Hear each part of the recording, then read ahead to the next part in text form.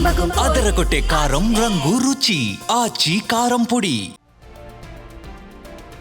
ఆసియాలోనే అతిపెద్ద గిరిజన కుంభ మేళాగా పేరుగాంచిన మేడారం సమ్మక్క సారలమ్మ మహాజాతర ఇవాళ ప్రారంభమైంది. వన దేవతలను దర్శించుకుని మొక్కులు చెల్లించుకునేందుకు తెలంగాణ రాష్ట్రంతో పాటు పలు ఇతర రాష్ట్రాల నుంచి కూడా భారీగా భక్తులు తరలివస్తున్నారు. భక్తుల తాకిడికి మేడారం వెళ్లే రోడ్లన్నీ కూడా రద్దీగా మారిపోయాయి. నిరంతర ట్రాఫిక్తో రోడ్లు జనసంద్రంగా మారాయి.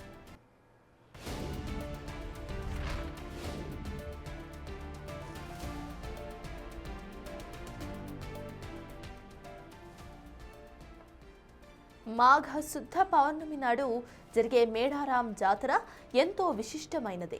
ప్రపంచ ప్రఖ్యాతిగాంచిన మేడారం సమ్మక్క సారలమ్మ జాతర నేటితో మొదలై 4 రోజుల పాటు సాగుతుంది. ఒక్కో రోజు ఒక్కో ఘట్టంతో అటవీ ప్రాంతం మారుమోగిపోతుంది. అశేష భక్త జనవాహిని భావోద్వేగ సమ్మేళనం మధ్య సారలమ్మను సమ్మక్క భర్త పగిడిద్దరాజు గోవిందరాజులను నేడు గద్దెలపై ప్రతిష్ఠిస్తారు. రెండో రోజు సమ్మక్క ప్రతిష్టాపన కోసం భక్తులు 1000 కళ్లతో ఎదురు చూస్తారు. అత్యంత రహస్యంగా పూజలు చేశాక జై సమ్మక్క జై జై సమ్మక్క అంటూ భక్తుల నినాదాల మధ్య ప్రధాన అమ్మవారైన సమ్మక్క తల్లి ప్రతిష్ఠ జరుగుతోంది.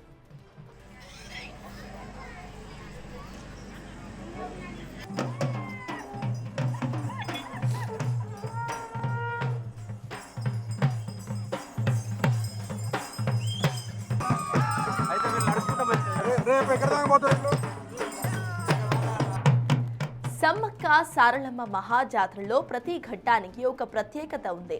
జాతరకు ముందు వచ్చే బుధవారంను వనదేవతల వరంగా భావిస్తారు. ఈ నెల 21న మేడారం, కన్నెపల్లి, కొండాయి, పూనుగొండ్లలో జాతరకు మండే మిలిగే పండుగతో శ్రీకారం చుట్టారు.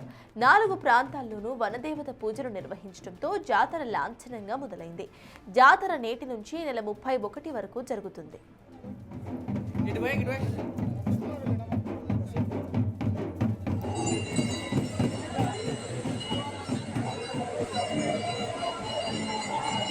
ప్రపంచంలోని అతిపెద్ద గిరిజన జాతరగా మేడారం జాతరకు పేరుంది. 2 ఏళ్లకోసారి జరిగే ఈ జాతరకు ప్రతిసారి కోట్లాది మంది భక్తులు హాజరవుతారు. ఈసారి సంఖ్య మరింత పెరుగుతుందని ప్రభుత్వం అంచనా వేసింది. మేడారం జాతరలో ప్రధానంగా 4 రోజులు 4 ఘట్టాలు ఉంటాయి.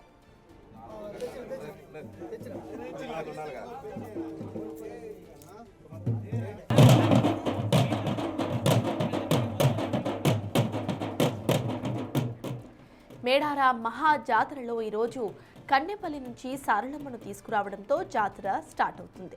సమ్మక్క కూతురైన సారలమ్మ నివాసం కన్నెపల్లి. మేడారం గద్దెలకు సుమారు 3 కిలోమీటర్ల దూరంలో ఉండే ఈ గ్రామంలోని ఆలయంలో ప్రతిష్ఠించిన సారలమ్మను బుధవారం సాయంత్రం జప్పన్నవాగు మీదుగా మేడారంలోని గద్దెల వద్దకు తీసుకొస్తారు.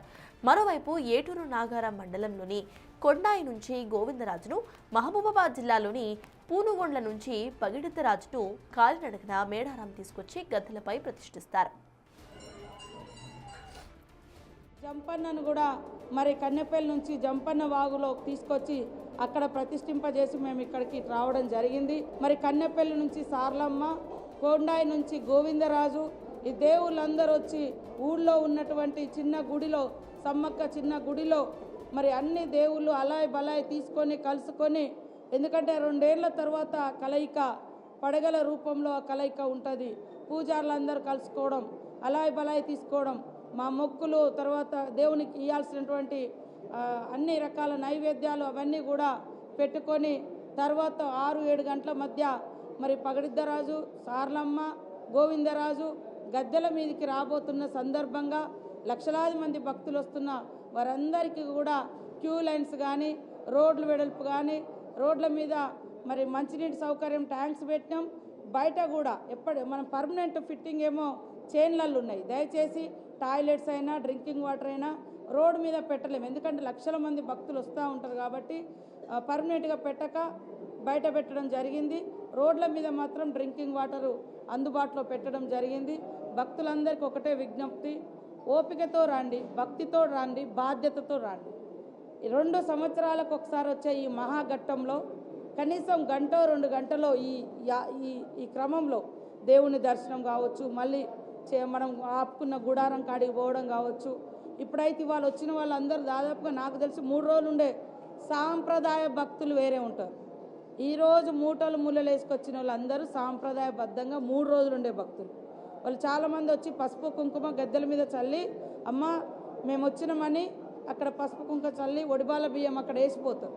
తర్వాత జంపన్న వాగులో స్నానం చేస్తారు.